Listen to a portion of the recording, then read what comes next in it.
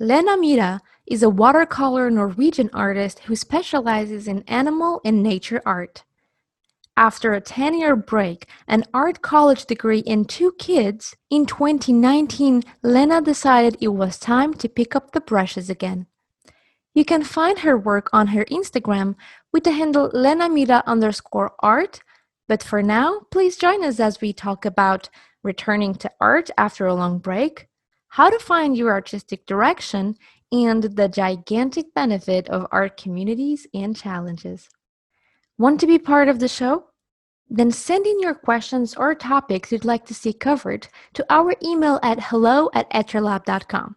If you send us an audio recording, we might include it in the episode. Hi, I'm Anya, and this is Make More Art, a podcast by Etchr, meant to inspire you to keep on creating. Now let's hear from our guest. Lene. Yes. Okay. Lene, so please take us a long way back, and tell us how you first started with art and when in that timeline you decided you wanted to do it more seriously. Okay, well, if we go way back, I started in 7th grade because I was envious of a girl in my class. Oh. I just wanted to be better than her. So that's why I started drawing. So my first drawing was probably, I think, Zelda on my desk. Oh, that's a great way to start. You were off for grandiosity from the get-go. From the get-go. So I just, through middle school and high school, I just kept drawing. I studied, the line was drawing, shape, and color in senior high school. And after that, I'm from a small town up north. So when I was done with high school, I moved down to Oslo to go to art school. Okay, Norway. And actually when I had gone to art school, it sort of demotivated me. I just couldn't do it. And I ended up not drawing at all when I quit there because it wasn't the right fit for me. I probably should have gone more graphic design or illustration or something like that. So this was just a general, let's draw something and, let's go out and draw a bill. It wasn't an education. It was just, playing to improve. It was basically depleting all your creativity. Yeah, it was. Tell me, I just ended up going there because I wanted to meet my friends. Wow. So it sounds pretty horrible. I enjoyed it, but at the end when I finished, I just lost all motivation. Yeah. So I actually stopped for 10 years. Almost. Wow. It was a big jump. I would draw occasionally, but like my paints and everything, they've just been lying in a box for a decade. Poor paints. Must I have felt so lonely. I think so. The same happened to me, don't worry. When I went to college, I stopped drawing, even though I had drawing lessons because I went to graphic design. Yeah. So when I picked it back up, I'm like, oh, I'm so sorry, my dear friends. I promise I will never leave you again. Well, it feels like you wasted a lot of time, but at the same time, I feel like, I wouldn't be where I am. It's all that yada yada. Mm-hmm. And so it was my partner, my husband, who sort of motivated me back because we forgot to buy a birthday card, and then he was like, "You have to paint something. I know you like art school, so you have to make something." And I didn't say it that harsh though. There you go, husband. And I was like, okay, I'll do it. And he then became like my biggest motivator. He was like, I don't understand why you went to art school and you're not doing anything, and this is ridiculous. Like, you've invested money and time in this and you're not doing anything with it. So when and then by that time I'd given birth to my son. Mm-hmm. And then when my daughter got born, I thought, maybe I should like use this maternity leave to be productive and like trying to find back. So your husband pushed you to draw and you just had your first son. Yeah. And then 2 years later you had your daughter. Yes. And that's when you actually started art. Yeah, that's when I actually started. Because for some reason, these YouTube videos started popping up with artists and like acrylic pouring and illustration and like the standards like drawing with waffles and I can't remember anyone's name right now. Catnip and all those sort of illustrator videos and studio vlogs, and that really got me inspired. I got me going again. So I thought, you know what? Why don't I try and like not go there straight away, but try to incorporate this in part of my daily life more. So it was actually just last fall. It's not that, like almost a year ago now that I started. So I made a few drawings and then opened up Instagram after a while. So you can see, if people go into my Instagram, they can see like in the beginning, I was a bit all over the place. I didn't really know where my footing was or where I felt comfortable. But yeah, so that's sort of how I got going again. How did you find your footing? Okay, so long, you stopped art for so long and you started last year. Yes. And pretty much. In 1 year, I mean, I've seen your art. Sure, you were in art school, you were practicing your fundamentals, I assume. So it's not like you were completely out of touch with the art world. You were just not doing what you loved, right? Yeah, exactly. Job-wise, where are you right now, or where were you at the time? I was a community worker, or I am still a community worker. So it was, so it was a complete opposite from my education. So that was... So I'm glad do you think that you picked art back up because after art school, you basically didn't do anything more art-wise? No, I didn't. I just worked instead. I went to uni and studied history for a while, and that was also sort of a miss. I probably should have just gone straight. If I'd been wise, after high school, I should have just started working and then maybe applying for some type of art-related school later. That was more education specific, maybe. But like I said, you can't think like that because you wouldn't be where you are now anyway. Yeah, and so many. Okay, I see. Okay, two things I want to explore. First one, how did you find? Because you are very specialized in animal and nature. Yeah. You do a lot of drawing specific and watercolors and a little bit of gouache. And how did you find your specialization? How did all of that happen? Well, it was a lot about finding myself. When I got Instagram, I was still unsure which direction I should go. I tried animal. Oh God, what's the word? People drawing, like figure drawing and stuff like that, but it just didn't feel comfortable. I just didn't, got my groove in that. And I did a few challenges and I didn't feel all right. But then I don't remember how it started, but I stumbled across a spring art challenge on Instagram. It was hosted by Nisei Watercolor, Julia Moran Watercolor, Lene Myhre, and The Bumbling Artist. And I just felt compelled to participate. So I used an hour to paint some tulips and then entered the challenge just to get going. And that's sort of where I found my stride after that, because that's the first time I felt a part of something and felt included, and I really enjoyed looking at those types of painting myself, roaming through Instagram. Those were the nature or drawings and paintings that I was drawn to.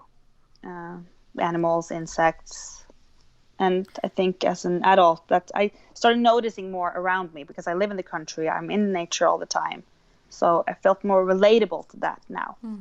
That's interesting sense. That it looks to me that for you to figure out what you wanted, you had to experiment a lot, and finding out what you did not want to do helped you get clearer on what you actually wanted. Yeah. Which is great. And you said that you felt included. Were you a part of the community, closely? Were you talking to more artists? No?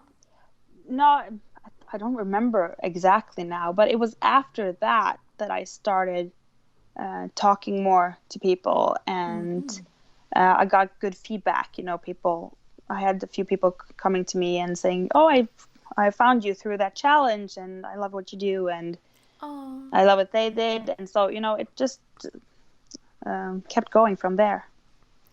And people who found you through the challenge, were they both non-artists and artists? Did you find any art friends there? Most of my are art friends. I have a few Yes. people that I don't know if they do art because if they might have closed accounts so I can't see, or but it's probably most art related people and then some not. Okay, so basically the challenge was a way for you to, I mean, because I'm relating a lot to what you're saying, because Mm. when I finished college and I was studying graphic design, and then I started working as a graphic designer with my now husband, we were working together, we opened our own company and such. And then Yeah, we decided we wanted to do games because he's a software developer, and I yeah, had to learn digital art because I had no idea what that was. And I enrolled in a school, and then the students and the community around that school became strong pillars of mine, and I still am friends with a lot of them, and that really helped me nurture more passion for art and explore other options art-wise, and kept yeah. me grounded to the art world. And I'm seeing a little bit of that in the story that you're telling me, that by participating in that challenge Mm. you made new art friends, and when you have more people who draw, Yeah. it's easier to just keep on drawing, right? Yeah, exactly. So, and not necessarily just thinking that they're my friends, but they are people that I know that if I ask them something, if there's something I'm uncertain about and I ask them something, they will respond. So it's the community I have around me, and Instagram now is a place where you can ask people about anything, and anyone can come to me and ask about anything. And it just feels really inclusive and nice. Yeah, So, I can relate. Yeah, at Etchr we're trying to do the same, because even though we're an art brand, we really want to build a community of like-minded artists, mm, and we're trying really hard to do that with all of our social media profiles, and we have our own challenges to get people connecting to each other, and that's something that we've been very intent on doing at least ever since I joined. I mean, Etchr was doing that before I joined the team a couple of years ago, but yeah. yeah, I find it very important because I don't know, there are so many artists out there who feel so alone because it's so Mm. easy. Yeah, and I was getting to that because when Ah, I bought my Etchr sketchbooks, oh, actually, and I posted my first sketch in that book, that I was so surprised of how welcoming Etchr as a community was. So that huh. just makes you love a brand more because you have plenty of brands that you might like talk about on Instagram or whatever, and that you use, but you don't get any feedback at all. So that's Etchr is really good at This doing that. warms my heart. Shout out to Mar, our social media Yeah, wonder. she's She's wonderful. she is Absolutely. she's so sweet. I love that girl to bits. Mhm. I can't wait to actually see her in person because I can't just Oh, crush her just a tiny bit. Haggard. Yeah, she's very huggable. Oh, That makes me. You just made my morning. I woke up less yeah. than an hour ago and I'm already Oh. happy. I should start every day with an interview like this. Uh, Another thing I want to ask you. So you were talking about taking a bunch of wrong turns. So you tried many things, like teaching history. Was it that you said when you finished college?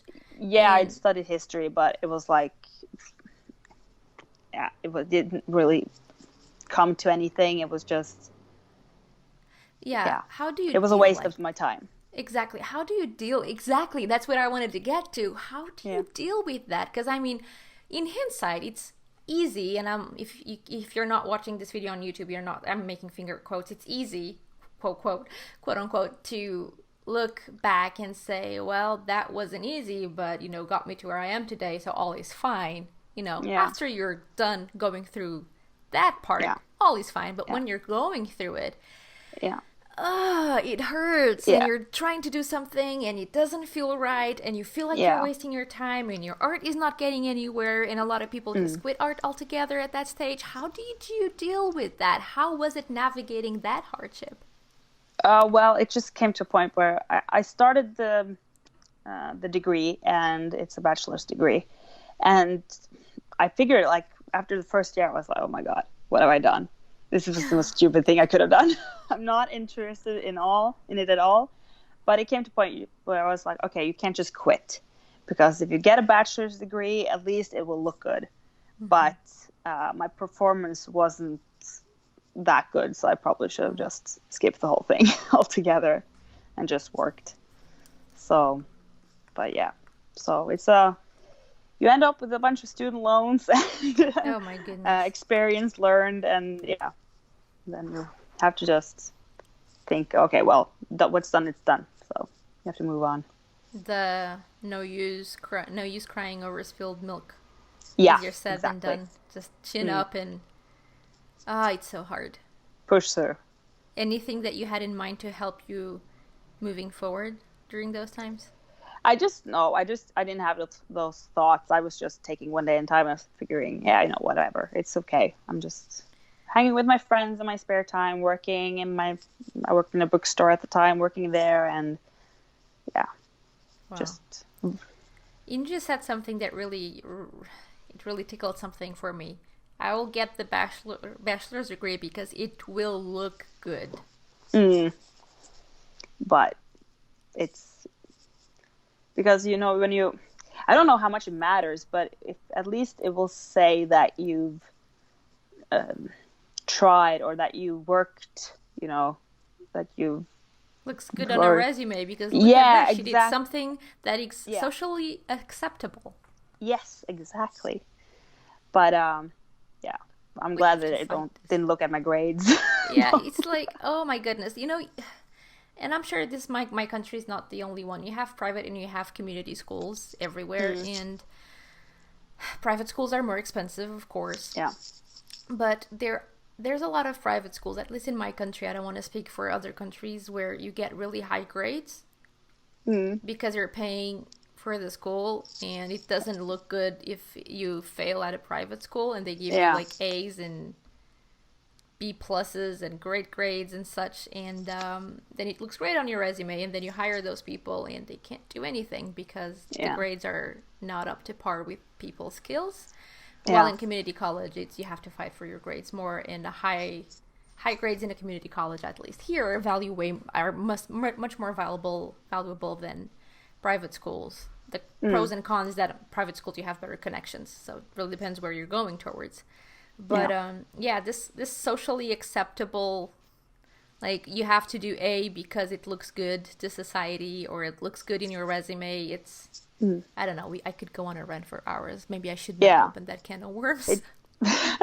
Well, it absolutely did not make me happy in any way. Like, it was just something I did because I guess I have to get through this. So it was, and that was a public school. But my art school, on the other, that was private, and we didn't get any grades. Like, it was just, you finished this task. Yeah. Well done. Oh, it's cool. It's cool for you. Yeah. Okay, now let's talk about fun stuff, art. Yeah. I don't even know where to start. I mean, your art is gorgeous. Thank you. The anatomy of your animals, it's just so well done. The shading, the colors, the lighting, and I'm just assuming that you practice all of that in art school, and then you translated those skills to what you love doing, which is something a lot of us could learn from. Yeah, I don't remember doing any animal drawings in art school. Exactly, because that's how the fundamentals inform whatever you want to do, right? Because I don't know, you need to go ahead. No, I just getting older actually just helped me. I feel I see things better now and understand. I have a better perception of how I understand and see things now than I did when I was 20. In what way? I think I don't understand. I like how I understand how colors work, how lighting, just form and shape. Like, and is that I feel like I'm. Go ahead. Is that because of practice? Because I'm like, it's age alone. How does age alone help you with that? Or is that a mix of... It was, like I said, if you look at my Instagram, I think you can see an improvement in my drawings as well, from like the first one, which I hate, to like the most recent one. And of course, it was a lot about just... Don't delete it so everybody can see it. No, you said it. You have to keep it there. So everybody who's listening to this episode... It was just... Yeah, I think it's good to show growth. So it's but it was a lot, of course, it was a lot about just regaining my skills, because even though you know things, you have to like get back the memory in your hand, so to speak. And re-owning your skills and then just taking them further. But I do use references. I'm not going to lie. I find pictures. I like to make them my own, of course, but I do use references because like we don't have giraffes or koalas here, so. Yeah, and I'm glad you brought that up. When I was first starting in art, I had the random idea, and this is very common, that using reference is cheating. Yes, exactly. I And thought that's so the as well. worst thought you could ever have. How can you do anything without reference? Do you want to speak a little bit about that? Well, I had the same thought. I don't think I ever really used references in art school. And because you say it feels like cheating, it feels like people can say, "Oh, well, I've seen that picture before. Why did you use that? Why don't you know it in your head?" But knowing it, like any people anatomy, animal anatomy, you don't unless you've drawn it a lot. Yep. It's just not something you can just pick out of your brain and put on paper. Yeah. So you have to use references. Yeah. And it's just about making it your own, using your own style. And then I think if you have used like a photo where you can say, "Oh, this is the photographer," then just say it, Exactly. Because thank you, Lene.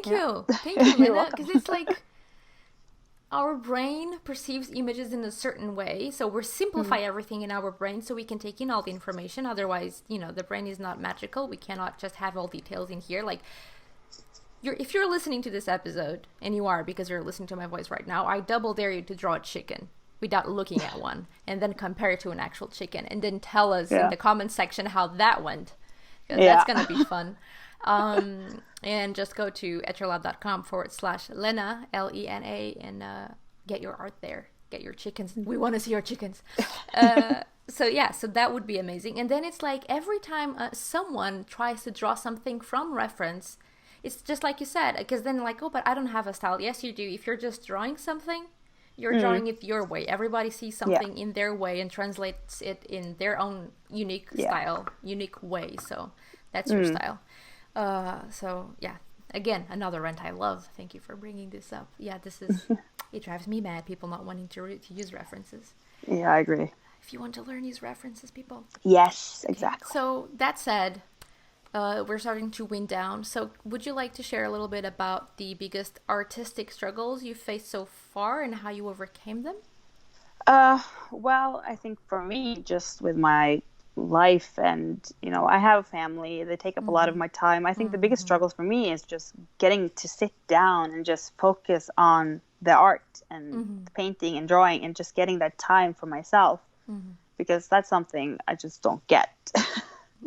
In every day, or I'm too tired in the evening to do it. So it's just about finding the time to do it, and then just do it when you have it. Don't wait, don't sit on your phone, or don't just goof around.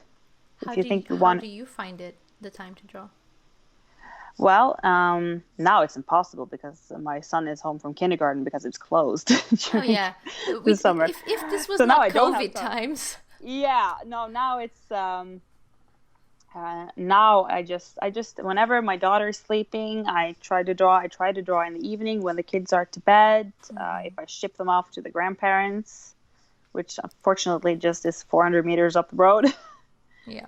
So whenever I see that I have some space, I just try to sit down and just find inspiration, or just try and sit down and draw. And how did you get to the level you're right now with watercolors? What would be your best tip for us? Just use good paper and just try and keep on doing it. Just have to experiment, just try different techniques and find out what you feel comfortable with. Because I'm very much like, I like to start with wet on wet, and then I go in with wet on dry, and like to blend out with water. So I found my way to do it, and just everyone has to do the same. Find what they prefer, and then just get better at that. Great little side note here, guys. If you're wondering what wet on wet or wet on dry is, just head over to our comment, and we will link to a blog post where Erwin talks about these techniques so you can learn more about them. So again, etchrlab.com/Lena. Not wanting to toot my own horn here, but why is good paper important? Because watercolor doesn't work the way you want it to if you have bad paper. There you go. Again. Paint your chicken that you drew without reference on crappy paper, and then on our Etchr like sketchbook, for moleskin. example. Oh. So try a paper you don't like, and then try a paper that is really good. Seriously though, our Etchr sketchbooks are made of really good paper because we tried so many different kinds of paper until we found one we were actually happy with. But feel free to use any paper you feel is good. 100% cotton paper is better for watercolor. Absolutely. Some people don't like 100%, which is totally fine. It works with what you like the most, but it's preferences. And like with gouache, that's not as important. Like, but with watercolor, you have to have a paper that you feel is good. Okay, there you go. Try different papers, folks, and see what you prefer. Seriously though, no more joking. What matters. Yes. Okay. And any last words you'd like to leave our audience before we finish? Oh gosh, I wish you had told me that question before. No pressure. I don't know. I just come up with questions on the fly, depending on how this goes. It's so sorry. No, just if you find if you struggle sometimes to do what you love to do, just if you have, even if it's just 5 minutes a day, just take the time to do it, because it will be worth it in the end. Thank you. Well, now I would really love to know what your favorite art challenge is and why. So please tell me and everybody else in the comments section of the post associated with this episode at etchrlab.com/Lena. That's etchrlab.com/LENE. Like the podcast? Help us support the show by subscribing and giving us a 5-star rating and review on Apple Podcasts at etchrlab.com/go/Apple. See you in the next episode, and until then, let's make more art.